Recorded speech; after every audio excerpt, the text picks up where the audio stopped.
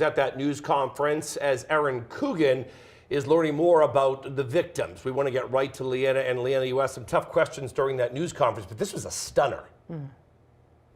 Yeah, Dan, Patrice, a major development out of Providence tonight as investigators say new evidence has changed the direction of the case, prompting the release of the person of interest. The focus now is on obviously finding that suspect and any more additional footage. Now, investigators say surveillance video that was released last night remains their strongest visual lead in this case. Police confirmed the person seen in that video is still the person they're looking for, but acknowledge there is very limited usable footage from inside the Brown building itself. Authorities say dozens of cameras have already been reviewed, but so far none have produced any actionable evidence. Chief Perez confirmed it was a tip that led to the detention and now release of a person of interest.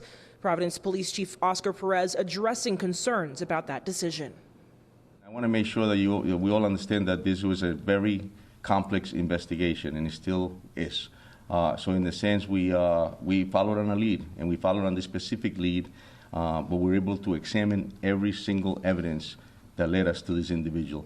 And at that point, that's how investigations work. Investigations will tell us whether something is valid or not, whether something needs to be ruled out. It's not a mistake. It's just how investigations work. And our responsibility is to make sure that we conduct the proper investigations. When I saw you all earlier. Now, Patrice, you mentioned it at the top of the show, Mayor Smiley confirming that he will not be moving forward with another shelter in place, citing no new credible threats. However, he did say that there would be increased police presence both on the Brown University campus and the surrounding area. Live in Providence, Leanna Falk, NBC 10 News, Night Team. As Abby mentioned, that person of interest in custody, Major David Payton from Providence Police telling me, confirming that that person was taken into custody at a hotel in Coventry, the Hampton Inn at center of New England, around 3:45 this morning. ABC News reporting from sources the person was found with 2 guns. Again, they're calling him a person of interest at this point. Careful not to use the word suspect as the investigation continues and they continue to gather evidence and work with prosecutors. Stay with NBC 10 for the newest information, the latest throughout the day here on NBC 10 and of course on turnto10.com. First video that we're showing you. This is the individual walking. It's on the sidewalk of Benevolent.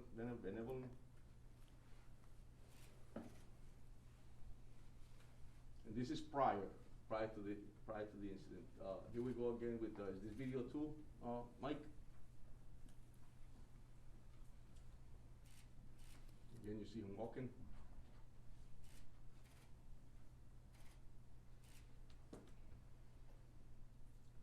Move on to the third video.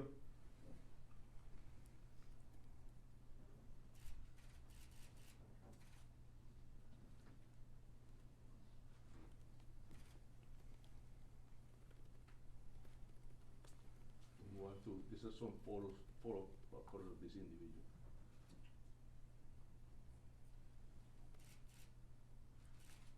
And they will all be time-stamped.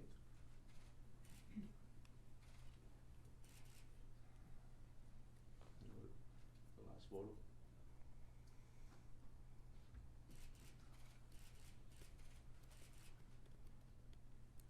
Thank you. So we'll be providing this as well, and I ask you all to please make sure you put them up, and then anybody in the public that has any info about this individual, we ask that you call our tip line, and we'll also have the numbers in the website listed. Mayor? Thank you. Right now, security ramped up around the world for Hanukkah events after a deadly terrorist attack during a celebration on the holiday in Australia. Meantime, here at home, police now say they had the wrong guy when they arrested a person of interest in a deadly shooting at Brown University. Investigators say the suspect's weapon had a unique characteristic, and witnesses say the killer shouted something before busting in a final exam review session. Joining in this morning and to discuss this is retired FBI Special Agent in Charge and former head of the Chicago PD, Jody Weiss. Jody, good morning to you. Thanks for joining us. Officials, at Brown University have been very cagey, as we know. And now, there's concerns about what we're seeing and hearing, given that there's a killer out there somewhere, and they've already released this person of interest. What do you make of the investigation so far? Yeah, I think the threat is very real. They've got to be a bit nervous after claiming that we have the person And then all of a sudden that doesn't pan out. But you do have to understand, Jan, that these situations are very fluid. There'll be leads will come in, they'll be investigated, some will flesh out, some might lead to more investigation. But I think on this time it would be helpful if authorities would not release how they caught the person based on geofencing and cell data. So we just got to slow it down a little bit and wait for the facts to really come in. But they got to catch this guy. This is a major threat. Brown University is called Surveillance U for a reason because they have some 800 cameras watching students all over campus all the time. Yet they release this video of someone from behind walking out of an academic building. And they still believe this is the guy, but they can't trace where he went. Do you find this a bit odd that they're not showing better video than just someone walking and the back profile of this person? Yeah, I think we get greedy for information right away. We have to keep in mind there were 9 survivors to this attack, maybe more people in the room. I'm sure they have eyewitness identification that will help give to that description, but it's always a balance, Jan. If you put out too much information, you're going to be tipping off this subject or also perhaps compromising the investigation. So it's kind of a decision all the time how much to release. But if this is their guy, with all the cameras around that university, and I checked, I think there's over 800. It works out to be 1 camera for every 9 undergrads. So with all the cameras in that area, I've got to believe, fingers crossed, that they picked him up going away. And also gait analysis has been very useful. Take me, for example. I've got some deterioration in my right knee. My right leg is effectively shorter than my left. So every time I walk, there's a little bit of a limp. So you could pick me out from a crowd very easy. So I'm sure they're looking really hard for this guy. And I think there's more things that they have not shared with us right now. I think you made a good point, though. There are still eyewitnesses who saw this person, but also who heard him. And there is some speculation online that what he shouted was Allahu Akbar before he opened fire. Why aren't they releasing more information about this, do you think? Well, I think part of it is because I don't think any of the eyewitnesses have actually come forward, or at least it's been released that he said that. They said he said something indiscernible. Now, there's been reports that it was Allah Akbar. We just don't know yet. You could speculate, say we want to keep it out of that political realm. We don't want to say it could be terrorism. But we don't know the motive yet, Jan. Until they get more information, we don't know what this was. So you just kind of have to sit back and not speculate, but wait for the facts to come in. Did you find it odd they initially said from the bounce it was some suspect in his 30s? Yeah, I mean, especially when they haven't released any photos. And I heard that the individual was wearing a mask. So I'm not sure how that came about, which leads me to believe there's additional information out there they're not sharing because they don't want to tip off the individual or compromise the investigation. Yeah, but I don't see how you make a call of someone in their 30s with the limited information that we've been shared with so far. Some law enforcement say you can't ignore the terrorist attack on Bondi Beach in Australia during the first night of Hanukkah is perhaps part of a larger operation by Islamic extremists. What's your thoughts on this? Yeah, I mean, I've never seen such global anti-Semitism as we're seeing today in my lifetime. It's remarkable. And I think authorities have to always be aware. Could this be part of a large organization? One of the first things they're going to be doing that they've looked all through the digital footprints of these 2 individuals and see, is there any connection to a large organization? But right now, Jewish facilities and organizations have to be so on alert. An organization that I've worked with before, Secure Community Network, private organization funded and found by the Jewish community, but they are fantastic at getting information out, partnering with law enforcement, and they've disseminated numerous security measures to put in place right now to keep all of the Jewish facilities safe. So it's a team effort on this one because, like I've said, I've never seen anti-Semitism today like in the past. It's outrageous. It's outrageous. It is despicable. It's outrageous.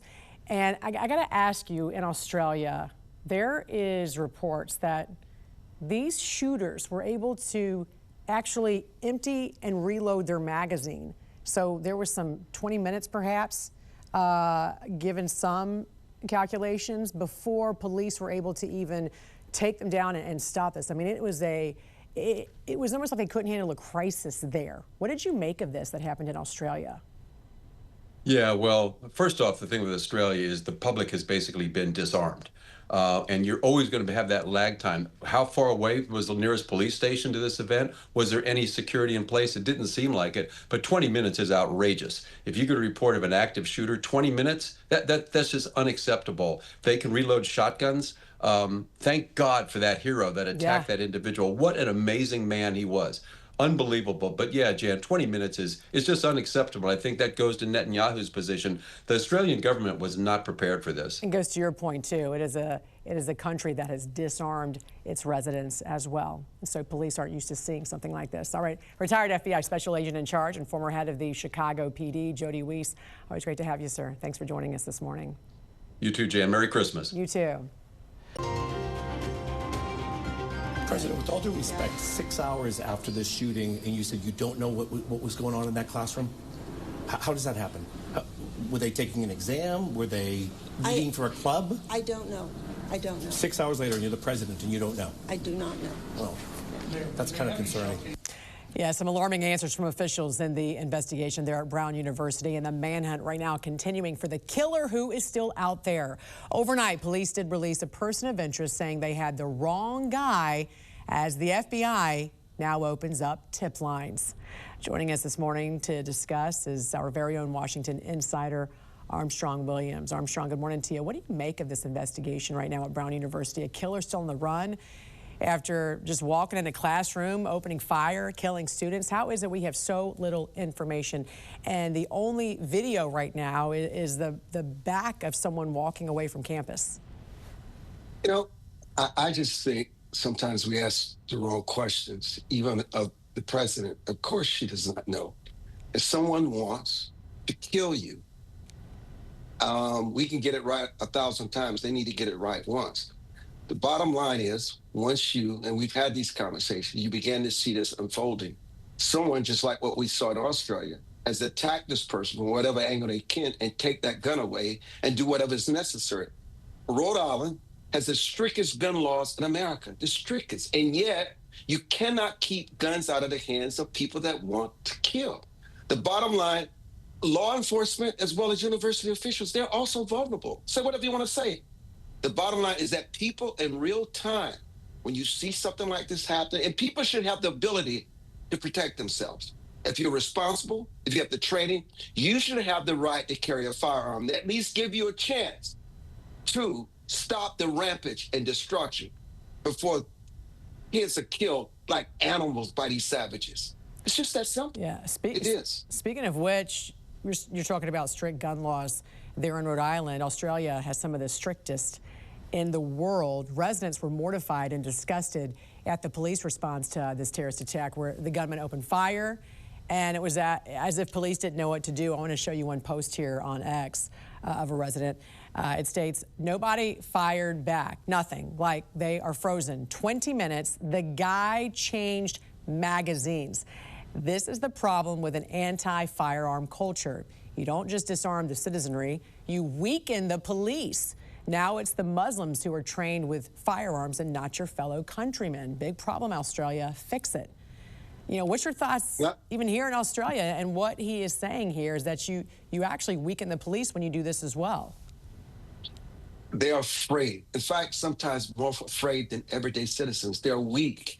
They're in a state of shock. I mean, did you see that footage? How people were just standing by being shot like they were animals by these savages. Did you just see it? They should have disarmed him long ago. But listen, it just shows you who these people are. This extreme Muslims, we don't want to call it out. We don't want to call out these radical Islamists. We don't want to change the laws. We don't want to say when they're threatening us online, we should arrest them as if they committed the crime. We go through this process, and then when you dehumanize them, go up, do a background story, turn it into a Netflix series, turn it into a documentary, and we feel sorry for them. But never about the victims. We're a culture where we don't give time to victims who suffer through this. We elevate these thugs, these savages, to heroic standards. Look at Louis Mangione. He said in the courtroom this last week, they're actually here rooting a mass murderer. Yeah. Wow. This is what he said in the courtroom. This is our culture now. This is what we celebrate. And it's insane. People need to understand, if you don't take your life in your own hands in your community, you will be slaughtered like animals. Given what we saw with our own National Guardsmen attacked, how concerned, Armstrong, should we be here at home with what the FBI says are thousands of suspected terrorists who have been allowed in our country during the Biden administration? They believe they can change the American way of life. They can place us in fear. These are targeted. Many of them are organized, whether it's the National Guard, whether it's Australia, whether what we saw at Rhode Island, they all have the same agenda. Slaughter people, show that they have no value, and watch law enforcement do nothing. Now, Donald Trump, give him credit. He's cracked down on crime. He's put out the National Guard. And we criticize this when we're trying to stop down on this crime. We criticize it and push back on it. No wonder they believe there's no accountability and responsibility. Of that person of interest late last night led to renewed anxiety and criticism, too. Yeah, the I-Team's Brian Crandall is here with new details on what led investigators to that person and why they ultimately let him go, Brian. Well, Emily Patrice, on a national level, some critics of the Trump administration have blamed the FBI for what they say is hyping up taking that person into custody. Rhode Island's Attorney General has said there was evidence to do so. Now we know what that evidence was. Trying to get on the scent of the real killer who opened fire in a classroom at Brown's engineering building Saturday. Police officers and federal agents were all over the east side of Providence today, going door to door as they spot cameras they hope could provide a better image of the suspect. Searching a dumpster for possible evidence just down the street from the shooting and along the path the gunman is believed to have walked. While it looks like a renewed focus on finding clues, authorities claim they never stopped while they had a person of interest in custody. The wrong person, we came to find out late last night. That man was detained early Sunday morning at a hotel in Coventry, about a 20-minute drive from Providence. So what led investigators to him? I've learned from source information Providence police were contacted by another local police department that denied the man a gun permit a couple months ago. I'm told the person is a Brown student who had been staying at the hotel for a while. And I'm told investigators found 2 guns in their search of the room. They believed one of the guns was similar to the one they think was used in the shooting. As hours passed, though, local authorities stayed quiet on the man's identity and any other details, while the FBI director posted on social media how the feds helped track the man down, and his name was leaked to national outlets. But then ballistic and other testing came back. The gun from the hotel was not a match for the one used in the shooting. He has been cleared. He is not a person of interest any longer. The investigation is now focused in another direction. But I want to clarify something the chief said. That doesn't mean that while part of the team was focused on him, other leads weren't being followed up on.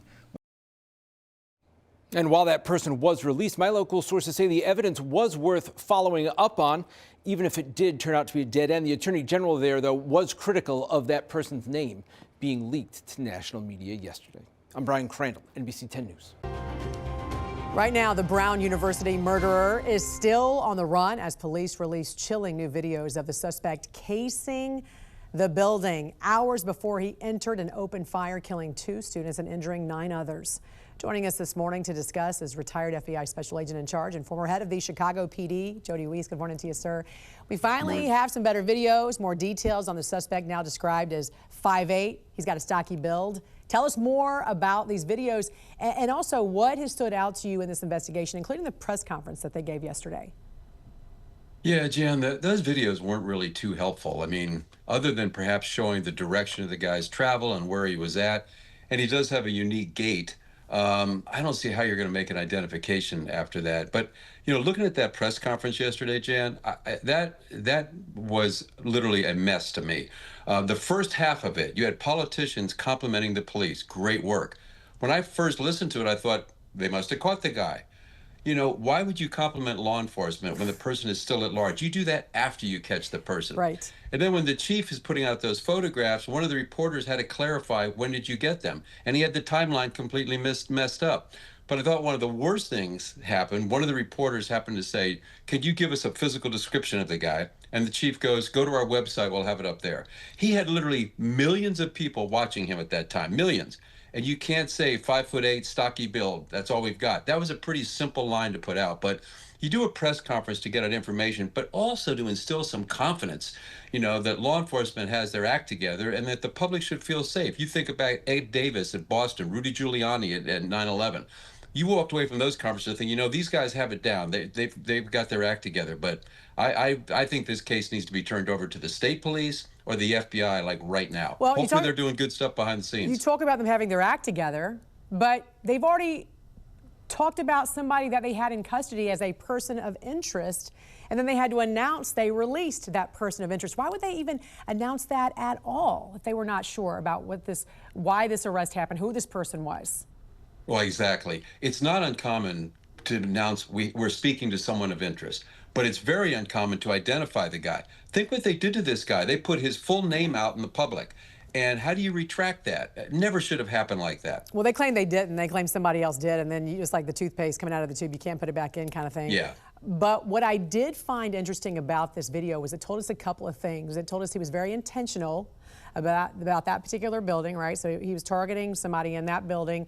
But it also showed that he was casing the building, almost like he was trying to make sure he could visualize how he was going to get out, where he was going to go. And it also told us that police knew this, and so they've been tracking and sort of looking at him even before he entered. So they know when he entered, they know when he exited, and they know where he was hours before he entered, because that's where that video's from, correct?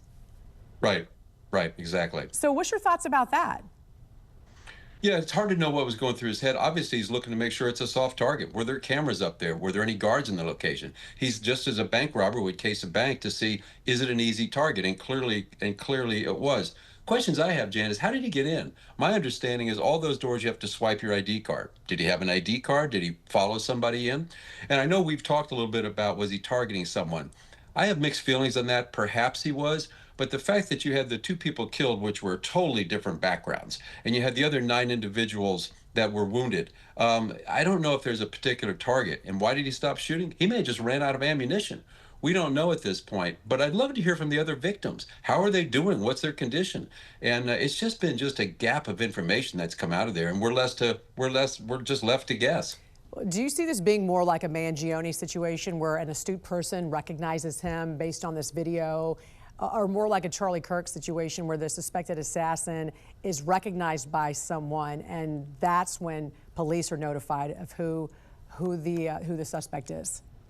Yeah, I don't know. From those videos, Jan, I don't see anybody making a positive ID. I do think they might recognize his gait. If I was involved in this investigation, I would be scouring the dark web, the deep web, going through there, because these guys always tend to talk, and there may be conversations going on there in some of these really dark places, and hopefully that can identify him. But that video and those faces, the pictures were pretty useless. So we'll just have to keep plugging away. Hopefully, I think the students might be one other good base of information to source and seek out.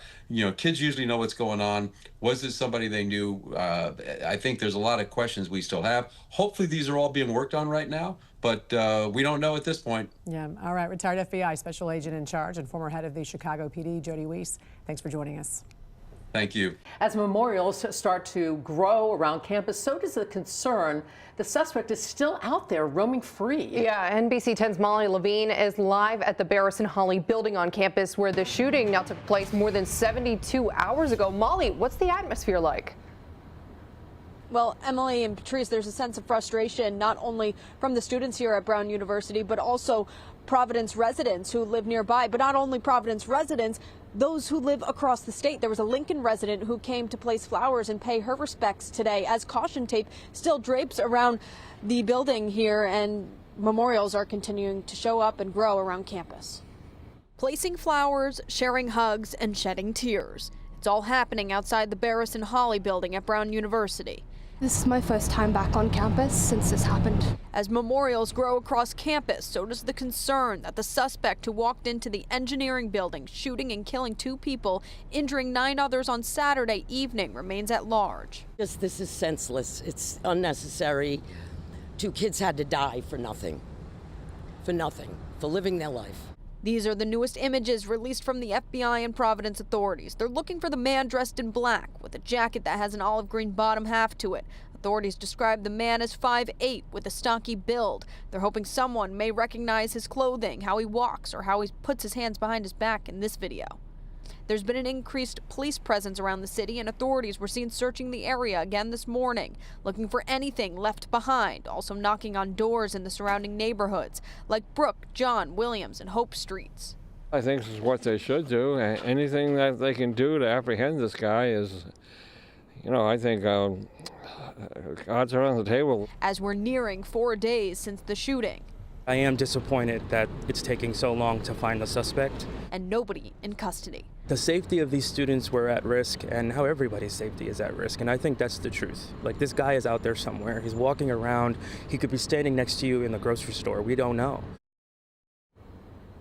And Providence police are now asking anybody who may have been in this building on Friday or Saturday to please email them and arrange an interview, as no tip is too small at this point. For now, I'm Molly Levine, live in Providence, NBC 10 News. Back to you guys. I want to come back to your question about that name. And I know the name that you're asking about because a member of the media asked me about it. I am familiar with it. I wasn't familiar with it when the media member asked me about it. I think it was either CBS or NBC. I asked my team about it, and I think this is an area where caution is really necessary. There are lots of reasons why a page might be taken down, particularly if there's chatter out there about, to your question, Amanda, about words that were spoken. It's easy to jump from someone saying words that were spoken to what those words are, to a particular name that reflects a motive targeting a particular person. That's a really dangerous road to go down. Really dangerous. If that name meant anything to this investigation, we would be out looking for that person. We would let you know we were looking for that person. You know, again, I think it's just a really dangerous road to go down. I know that in today's age, there are lots of things that people read into things. It's just a dangerous thing to do. And I would leave it to us to identify persons of interest and let us run them down. What the public can do for us today is help us figure out who this guy is. And we hope to have more information out that will help you do that, help us do that. You have a follow-up here. I do. Yeah. Very quickly. It was further to my colleague's question, but you have answered most of it. But just in regards to the rumors that are circulating as well about the motive here, do you have any information regarding the rumors that a particular professor was being targeted? Yeah, there's no information that the investigative team has about motive. Zero. There's nothing about, even if taking at face value what one or two witnesses may have said about what something was said, okay, and there are many witnesses that say nothing was said, there's nothing about what we know was perhaps said that indicates any kind of motive that is related at all to ethnicity or political outlook or culture. There's nothing at all that we know right now about that. And I think that is a dangerous road to go down, particularly in today's environment. A major development and hopefully a major break in the case. And my colleague, Leanna Falk, is just across town at the Public Safety Building. And Leanna, you had a chance to go through this video piece by piece. Yeah, Dan, and this video is giving investigators new urgency and new angles as far as where the suspect or this person of interest is and what they might be looking like. Now, they say that what this person or how they move could matter just as much as what they look like. New tonight, multiple angles tracing the steps of the person of interest. Hiding in plain sight. Providence police releasing their clearest views yet, captured mostly on home security cameras, walking, doubling back, and at times running across Providence's east side hours before the shooting. That is the behavior that perpetrators will do with pre-attack surveillance. Police now believe the individual, dressed in a two-toned black and green jacket, wearing a hat and face mask, was casing the area for hours, possibly days or weeks. Officials say the person was spotted as early as 10:30 Saturday morning. His activity is very consistent with target surveillance, which then leads to target acquisition.